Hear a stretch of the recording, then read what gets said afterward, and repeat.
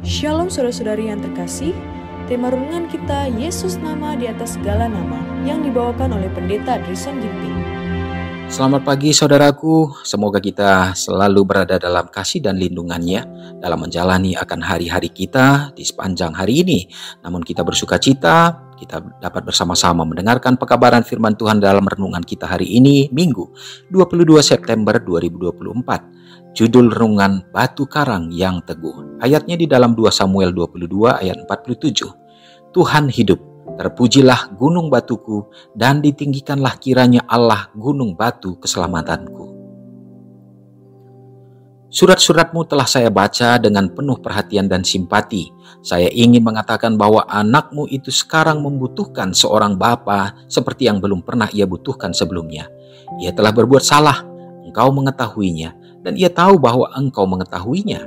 Dan kata-kata yang engkau akan ucapkan kepadanya pada waktu ia tidak bersalah dengan selamat dan tidak akan mendatangkan akibat yang buruk, sekarang ini akan seperti sesuatu yang tidak baik dan tajam seperti sebilah pisau. Saya tahu bahwa orang tua merasa malu atas kesalahan seorang anak yang telah sangat menghinakan mereka itu. Akan tetapi apakah anak yang bersalah itu lebih melukai dan menghancurkan hati orang tua yang di dunia daripada kita sebagai anak-anak Allah menyakiti orang tua kita yang di sorga dan yang telah dan sedang memberikan kasihnya kepada kita sambil mengundang kita untuk kembali dan bertobat dari dosa-dosa dan kejahatan, dan ia akan mengampuni segala pelanggaran kita? Jangan tarik kasihmu sekarang ini. Kasih dan simpati itu lebih dibutuhkan sekarang ini daripada sebelumnya.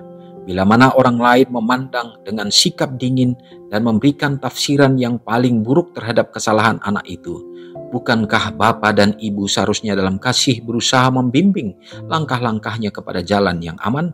Saya tidak mengetahui keadaan dosa anakmu itu, tetapi patutlah bagiku berkata, apapun itu, janganlah ucapan bibir manusia, janganlah tekanan dari tindakan manusia yang merasa bahwa mereka sedang berbuat keadilan, menuntun engkau untuk mengambil satu tindakan yang akan dapat ditafsirkan oleh anakmu itu, bahwa engkau merasa terlalu dipermalukan dan dihinakan, sehingga engkau tidak mau lagi mempercayai dia dan melupakan pelanggarannya. Janganlah ada suatu pun yang akan menyebabkan putus harap. Janganlah ada sesuatu yang menceraikan kasihmu dan kelemah lembutan hatimu dari anak yang bersalah itu. Justru oleh karena ia bersalah, ia membutuhkan engkau, dan ia menginginkan seorang bapa dan seorang ibu untuk menolong dia untuk menarik dirinya dari jerat setan. Peganglah dia erat-erat dalam iman dan kasih, dan bergantunglah kepada penebus yang amat berkasihan itu, sambil mengingat bahwa ia mempunyai seorang yang menaruh perhatian di dalam dirinya yang melebihi perhatianmu. Jangan bicarakan tentang kekecewaan dan tidak adanya pengharapan. Bicarakanlah sesuatu yang memberikan dorongan.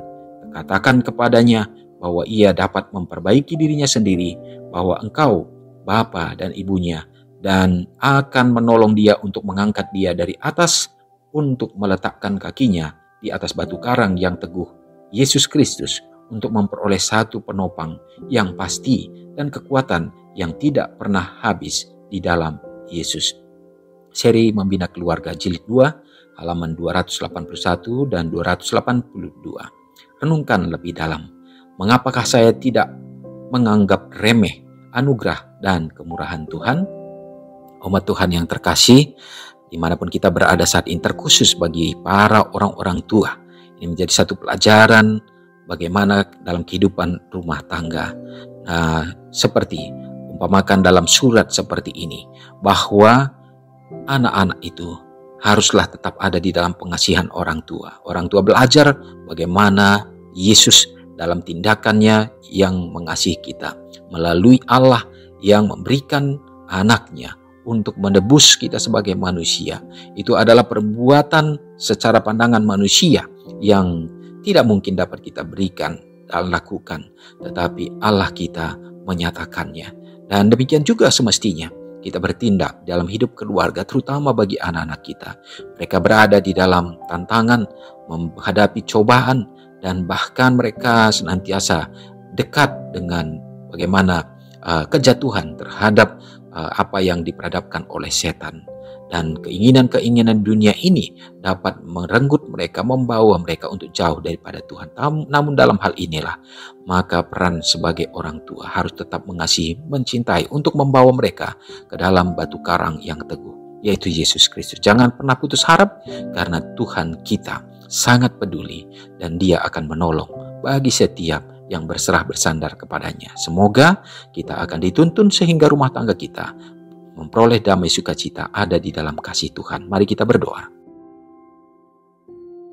Terpujilah Engkau ya Tuhan atas segala kasih Tuhan yang menjadi bahagian kami hari ini. Kembali kami bersyukur dan bersukacita Bapa, melihat bagaimana pekabaran ini mengingatkan kami bagaimana besarnya akan kasih Kristus menjadi bagian kami ya Tuhan. Engkau selalu menolong kami dalam keterpurukan dan kelemahan kami Bapa. Tuhan tidak pernah tinggalkan kami Tuhan, dan bahkan kami bersyukur oleh karena kami dapat dimenangkan. Biarlah kami akan kuat dan kami bertahan, dan juga ya Bapa, kami memiliki tanggung jawab dalam hidup kami Tuhan, baik sebagai orang-orang tua, supaya Tuhan juga memberkati ya Bapa dalam harapan dan kerinduan karena sukacita orang tua untuk melihat anak-anaknya hidup di dalam kebenaran Tuhan. Biarlah kiranya Bapa doa itu, harapan itu akan terpenuhi. Bagaimana juga kami akan terlibat di dalamnya. Kami selalu menuntun, mengarahkan baik lewat doa, perhatian, kasih sayang, supaya anak-anak ya Tuhan yang Engkau karuniakan dalam hidup rumah tangga senantiasa dibawakan dekat dengan Engkau. Memberkati anak-anak dalam pertumbuhan mereka, dalam pendidikan, meraih harapan masa depan mereka. Tuhan memiliki rancangan yang terbaik bagi mereka. Demikian juga Tuhan, melalui harapan yang diperoleh, biarlah mereka juga berdiri teguh menjadi tiang-tiang bagi gereja-Mu. Memberkati juga tentunya rumah-rumah tangga yang menghadapi problema, permasalahan ya Tuhan, menjadi satu tantangan bagi mereka terkadang ya Bapa, menjadi iman, menjadi kendor ya Bapa. Tuhan yang akan hadir di dalamnya, menjadi soko guru untuk menjadi penuntun, penguat, dan biarlah rumah-rumah tangga umat Tuhan akan senantiasa dapat bercahaya menjadi Eden yang kecil yang ada dalam dunia ini. Kami yakin dan percaya inilah harapan kami bila mana Yesus datang, maka utuh kehidupan rumah tangga kami ada di dalam kerajaan sorga. Tuhan, biarlah Engkau mendengar akan segenap doa kami ini Bapa. Ampuni kami dari dosa kami.